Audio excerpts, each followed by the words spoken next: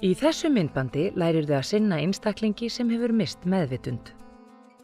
Til að athuga hvort einstaklingurinn bregst við áreiti og sé með meðvitund, spurðu hvort allt sé í lagi og hristu varlega axlir einstaklingsins. Ef einstaklingurinn bregst ekki við, hrópaðu eða hringdu á hjálp. Veltu einstaklingnum á bakið.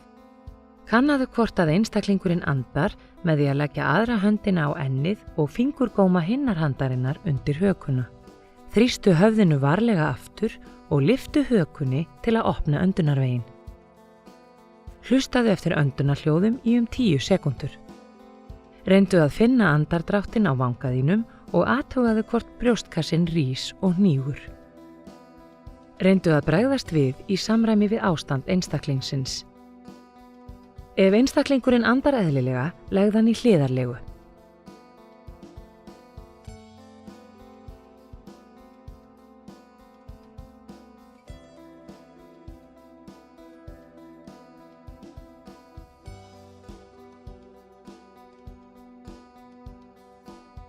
Hringdu í neyðarlínuna 112, breiddu yfir einstaklinginn og fylgstu vel með ástandans þar til sérhæfð aðstoð berst.